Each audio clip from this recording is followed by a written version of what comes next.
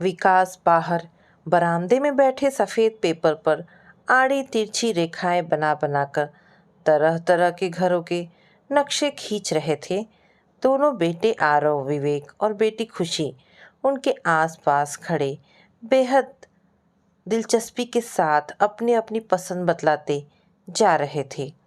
मुझे हमेशा की तरह अदरक की चाय और अच्छा सा नाश्ता बनाने का ऑर्डर मिला था। बाप बेटों की नोक-झोंक की आवाज़ किचन के अंदर तक पहुंच रही थी। सभी चाहते थे कि घर उनकी ही पसंद के अनुसार बने। आरव को बैडमिंटन खेलने के लिए लंबे चौड़े लॉन की ज़रूरत थी, तो बिजनेस माइंड विवेक घर के बाहरी हिस्से में एक बड़ी शॉप बनवाने के पक्ष में था। अभी खुशी 12 वर्ष की थी, लेकिन घर के बारे में उसकी कल्पनाएं भी अलग ही थी। वह अपने अमीर परिवारों की सहेलियों की तरह 2-3 मंजिल की इमारत बनवाने की इच्छुक थी, जिसके सभी कमरों में टेलीफोन और कलर टेलीविज़न की सुविधाएं हो, कार खड़ी करने के लिए गैराज हो। बच्चों की बातें सुनकर विकास ठठाकर हंस पड़े।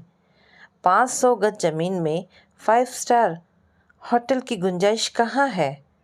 हमारे पास घर बनवाने के लिए लाखों रुपए कहाँ हैं? फिर तो बन गया घर पापा, पहले आप रुपए इकट्ठा कीजिए। खुशी का मुंह उतर गया था। तू क्यों गुस्सा कर अपना दिमाग खराब करती है? घर में तो हमें ही रहना है, तेरा क्या है? शादी के बाद पराए घर जा बैठेगी। आरव और विवेक खुशी को चिढ़ाने लगे थे।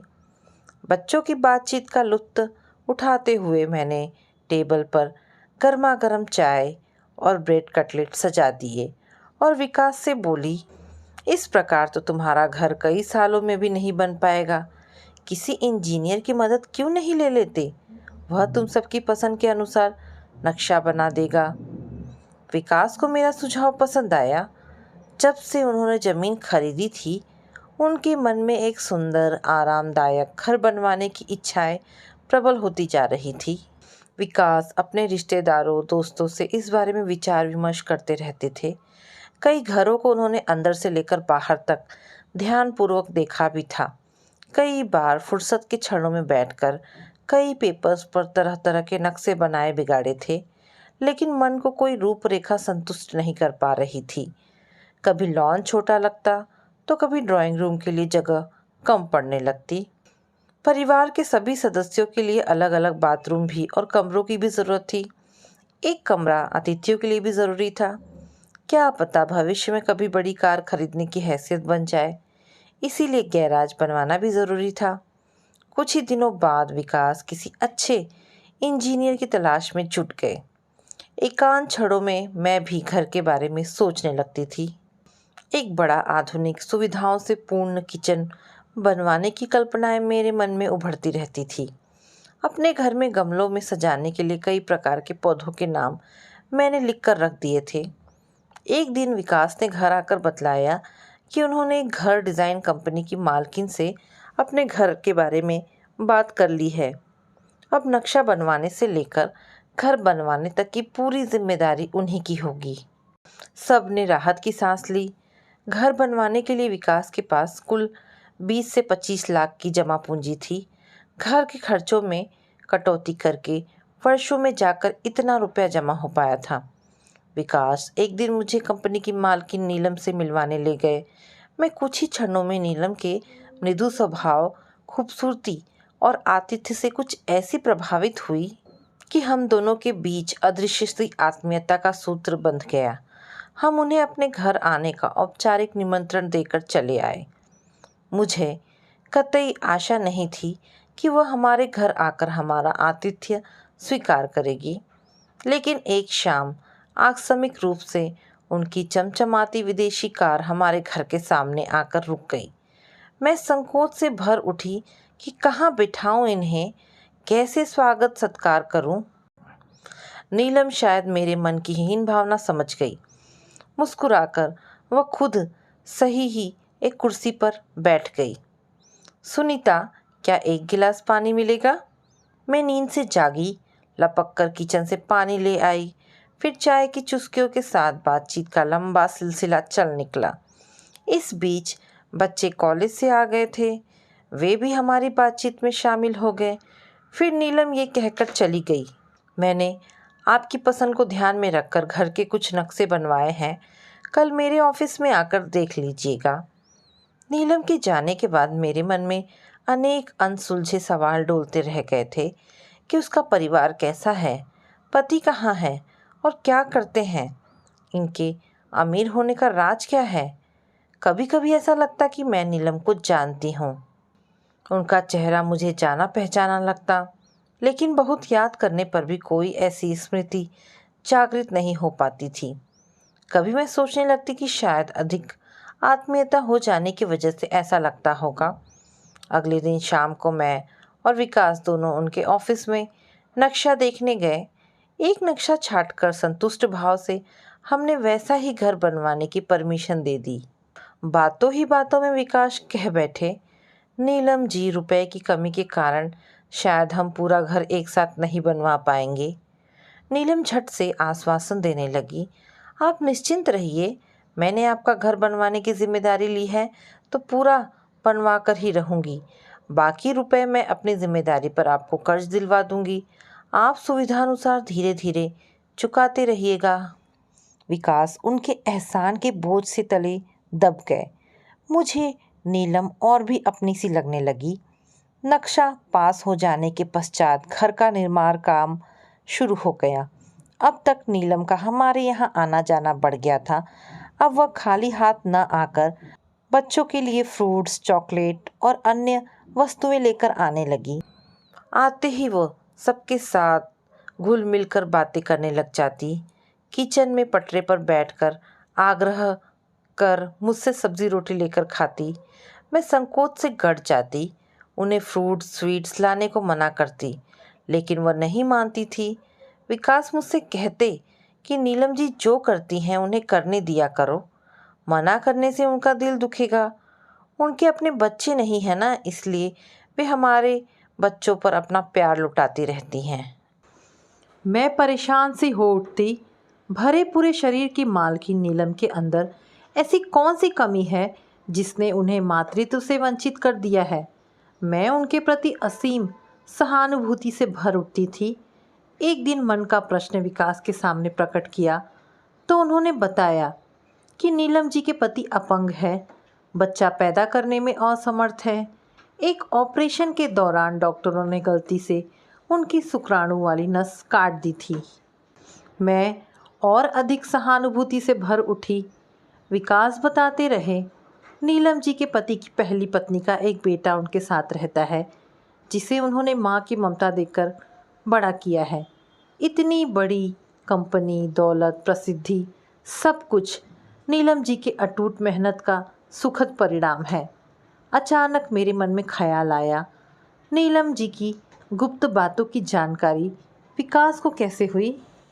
कब और कैसे दोनों के बीच इतनी अधिक दोस्ती हो गई कि वे दोनों यौन संबंधों पर भी चर्चा करने लगे? मैंने इस बारे में विकास से सवाल किया तो वो शर्माकर खामोश हो गए। मेरे अंतर में शक का कीड़ा कुलबुला उठा था। मुझे लगने लगा कि नीलम अकारण ही हम लोगों से आत्मीयता नहीं दिखलाती। वह हमारे बच्चों पर खर्च करके हमारे घर में अपना स्थान बनाना चाहती है।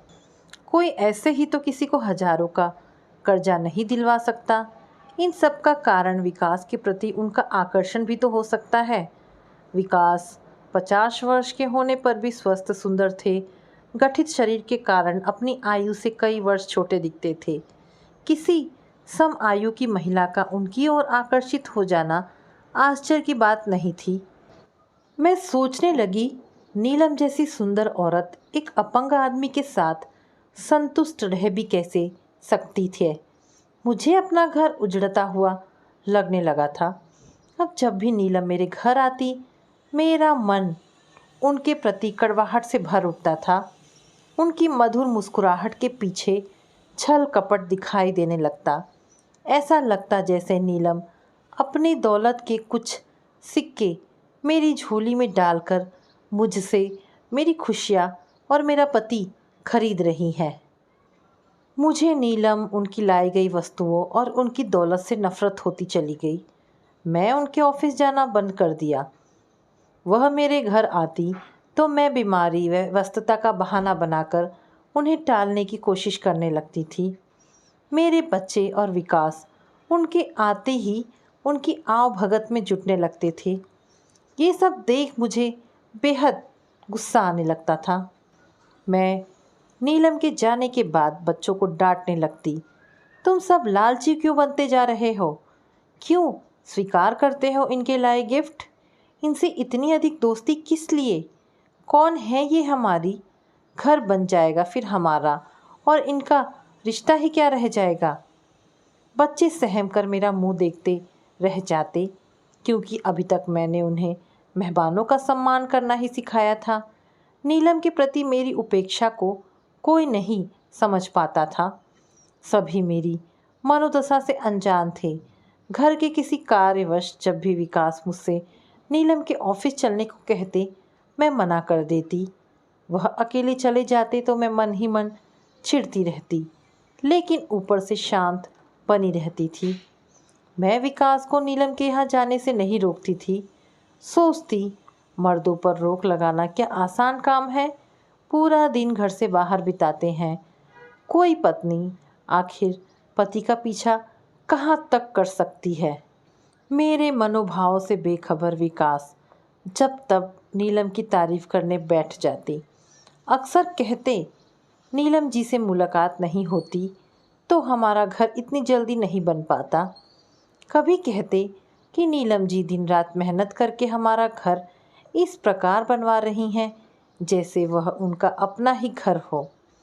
कभी ऐसा भी हो जाता कि नीलम अपने किसी पर्सनल काम से विकास को कार में बिठाकर कहीं ले जाती।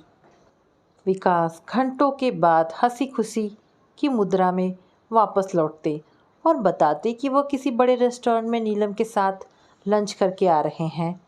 मेरे अंदर की औरत यह सब बर्दाश्त नहीं कर पा रही थी।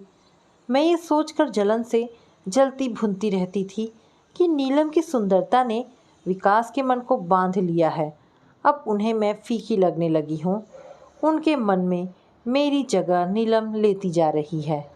कभी मैं क्षुब्ध होकर सोचने लगती, इस शहर में घर बनवाने से मेरा जीवन ही नीरस हो गया।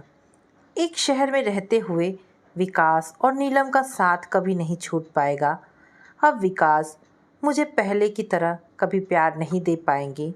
नीलम अदृश्य रूप से मेरी सौतन बन चुकी है। हो सकता है दोनों हम बिस्तर हो चुके हो। आखिर बड़े होटलों में जाने का और मकसद भी क्या हो सकता है? हमारा घर पूरा बन गया तो मुहूर्त करने के बाद हम अपने घर में आकर रहने लगे। नीलम का आना जाना और विकास के साथ घुल मिलकर बातें करना कम नहीं हो पाया था। एक दिन मेरे मन का आक्रोश जबान पर फूट पड़ा। अब इस औरत के यहाँ आना जाना बंद क्यों नहीं कर देते? घर कभी का बनकर पूरा हो चुका है।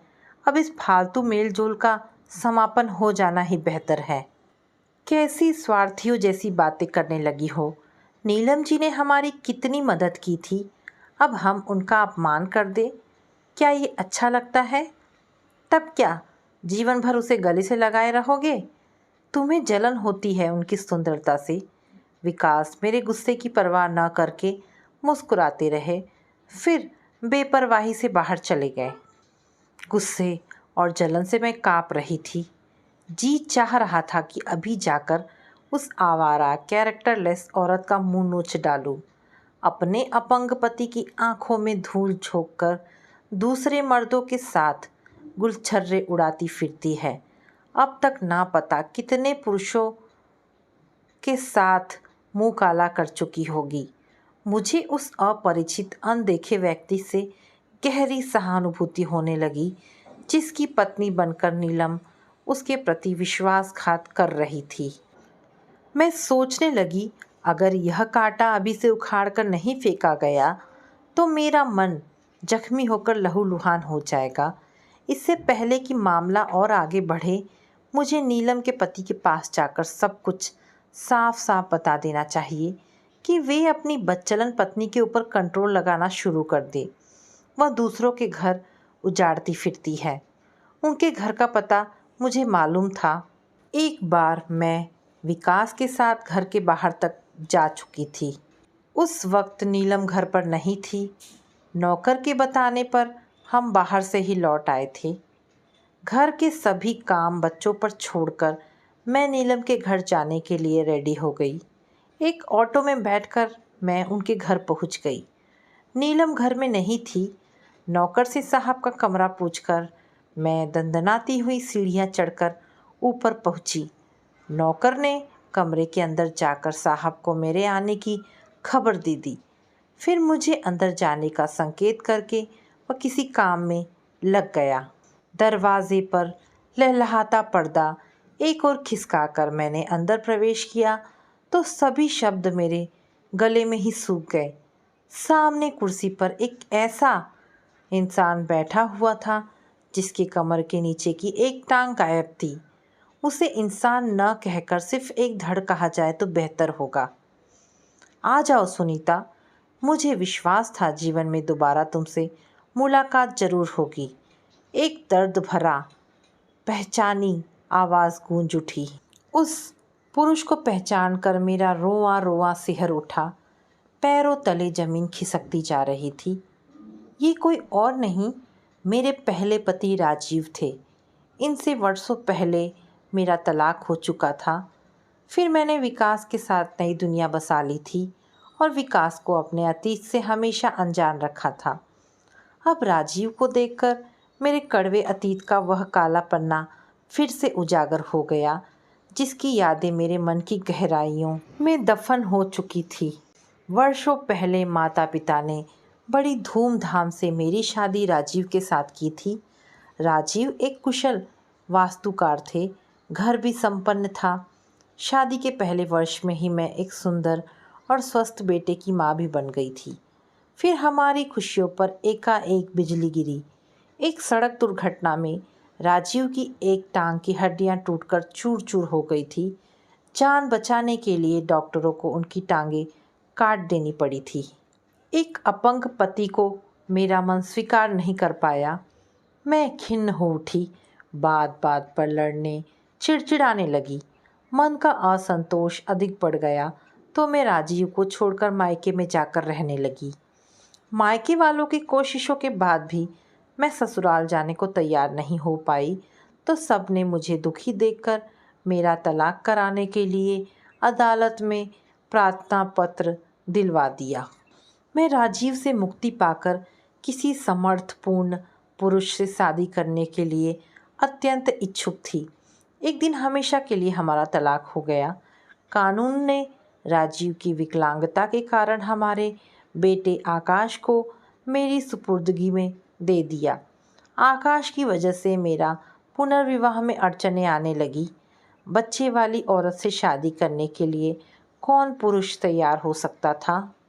मेरे मायके वाले भी आकाश की जिम्मेदारी अपने कंधों पर लादने के लिए तैयार नहीं हो पाए। इन सब बातों की जानकारी हो जाने पर एक दिन राजीव की माँ मेरे मायके आ पहुँची। उन्होंने रो रो कर आकाश को मुझसे ले लिया। राजीव की माँ खुशी मन से वापस लौट गई। मेरा बोझ हल्का हो गया था। आकाश की जुदाई के दुख से ज़्यादा मुझे दूसरे विवाह की इच्छा थी। एक दिन मेरी शादी विकास से संपन्न हो गई। हम दोनों की ये दूसरी शादी थी। विकास विधुर थे। शादी की पहली रात ही हम दोनों ने अपने अपने अतीत को हमेशा के लिए भुला देने की प्रतिज्ञा कर ली थी। फिर एक दिन मायके जाने पर मुझे पता चला कि राजीव की माँ राजीव और आकाश को लेकर किसी दूसरे शहर में चली गई हैं और वहीं बस गई हैं। बैठो सुनीता, खड़ी क्यों हो? लगता है मुझे अचानक देखकर हैरान रह गई हो। तुमने तो समझ लिया होगा मैं कहीं मर खप गया होऊंगा। नहीं राजीव, ऐसा मत कहो। सभी को जिंदा रहने का पूरा पूरा हक है। मेरे मुंह से अचानक निकल गया और मैं एक कुर्सी पर निढाल सी बैठ गई। मेरे जिंदा रहने का अधिकार तो तुम छीन कर ले गई थी। सुनीता, तुम छोड़कर चली गई तो मैं लाश बनकर रह गया था। अगर नीलम का सहारा नहीं मिलता तो मैं अब तक ज़रूर मर चुका होता। आज नीलम की बदौलत ही मैं इतनी बड़ी कंपनी का मालिक बना बैठा हूँ। बहुत कोशिश करने के बाद भी मेरे आंसू रुक नहीं पाए। मैंने मुंह फेर कर रुमाल से अपना चेहरा साफ किया। राजीव, कहते जा रहे थे। तुम्हें वह नर्स याद है जो मेरी देखभाल के लिए माँ ने घर में रखी थी? वह शर्मीली सी छुई मुई लड़की नीलू। ओह, अब मैं समझी कि मुझे नीलम जी का चेहरा इतना जाना पहचाना क्यों लग रहा था। तुम नीलम को नहीं पहचान पाई, लेकिन नीलम ने पहली बार देखकर ही तुम्हें पहचान लिया था। उसने मुझे तुम्हारे बारे में, तुम्हारी आर्थिक स्थिति और रहन सहन के बारे में भी सभी कुछ बतला दिया था। मैं तुम्हारी यथासंभव मदद करने के लिए तुरंत तैयार हो गया था। मेरे आग्रह पर नीलम ने कदम कदम पर तुम्हारी और तुम्हारे पति की सहायता की थी। मेरे पैर मौजूद होते तो मैं खुद चलकर तुम्हारे घर आता, तुम्हारे सामने पैसे रुपए के ढेर लगाकर कहता, जितनी दौलत की ज़रूरत हो लेकर अपनी भूख मिटा लो। तुम इसी वजह से मुझे छोड़कर गई थी कि मैं अपंग हूँ, दौलत पैदा करने में असमर्थ हूँ, तुम्हें पूर्ण शारीरिक सुख नहीं दे पाऊँगा। कहते कहते राजीव का गला भर गया। बस रहने दो राजीव, मैं और अधिक नहीं सुन सकूंगी। मैं रो पड़ी। एक जहरीली चुभती हुई यादगार ही तो हूँ, भुला क्यों नहीं दिया मुझे? कैसे भुला पाता कि मेरे आकाश की तुम माँ हो? आकाश कहाँ है राजीव? वो कैसा है? क्या मैं उसे देख सकती हूँ? मैं व्यग्र होकर कुर्सी से उठकर खड़ी हो गई। राजीव अपने आप को संयत कर चुके थे। आकाश से तुम नीलम के ऑफिस में मिल चुकी हो। वह नीलम के बराबर वाली कुर्सी पर बैठकर ऑफिस के कामों में उसका हाथ बटाता है। अब वह एक फेमस वास्तुकार है। तुम्हारे घर का नक्शा उसी ने तैयार किया था। सच? वही मेरा आकाश है? हर्ष व उत्तेजना से मैं गदगद हो उठी। मेरी आंखों के सामने वह गोरा स्वस्थ लड़का घूम गया, जिससे मैं कई बार मिल चुकी थी, बातें कर चुकी थी। मेरे घर के मुहूर्त पर वह नीलम के साथ मेरे घर भी आया था। अचानक मेरे मन में एक अनजाना डर उभर आया। क्या आकाश जानता है कि मैं उसकी माँ हूँ? नहीं, वह उसकी माँ से नफरत करता है, जो उसके अपंग पिता को छोड़कर सुख की तलाश में कहीं चली गई थी। वह नीलम को ही अपनी सगी माँ मानता है। जानती हो सुनीता, वह मुझे कितना चाहता है। मेरे बिना खाना भी नहीं खाता। राजीव, मेरी एक बात मानोगे? कहो सुनीता। आकाश से कभी मत कहना कि मैं उसकी माँ हूँ। यही कहना कि नीलम ही उसकी असली और सगी माँ है। रोती हुई मैं राजीव के कमरे से बाहर निकल आई। जिस पौधे को मैं उजाड़ कर चली गई थी, नीलम ने उसे जीवन दान देकर हरा भरा कर दिया था। मैं सोचती रह गई कि स्वार्थी नीलम है या मैं। कितना गलत समझ बैठी थी मैं नीलम को। इस महान नारी ने 2 बार मेरा घर बसाया था। एक बार अपंग राजीव और मासूम बेसहारा आकाश को अपनाकर, और दूसरी बार मेरा घर बनवाकर। मैं सीढ़ियां उतरकर नीचे आ गई। घर वापस लौटी तो मेरे चेहरे की उड़ी हुई रंगत देखकर बच्चे और विकास सब सोच में पड़ गए। एक साथ ही मुझसे कारण पूछने लगे। मैंने एक गिलास पानी पिया और इत्मीनान से सोफे पर बैठकर विकास से कहने लगी, सुनो, तुम नीलम जी के ऑफिस में जाकर उन्हें और उनके पूरे परिवार को रात के खाने के लिए निमंत्रण दे आओ। उन्होंने हमारे लिए इतना सब किया है, हमारा भी तो उनके प्रति कुछ कर्तव्य है। बच्चे हैरानी से एक दूसरे का मुंह ताकते रह गए। विकास मेरी ओर ऐसे देखने लगे जैसे कह रहे हो कि नारी सचमुच एक पहेली होती है, उसे समझ पाना नामुमकिन है। तो दोस्तों, ये कहानी यहाँ पर समाप्त होती है। आशा करती हूँ कहानी पसंद आई होगी। अगर कहानी पसंद आई है तो प्लीज़ इसे लाइक एंड शेयर करें।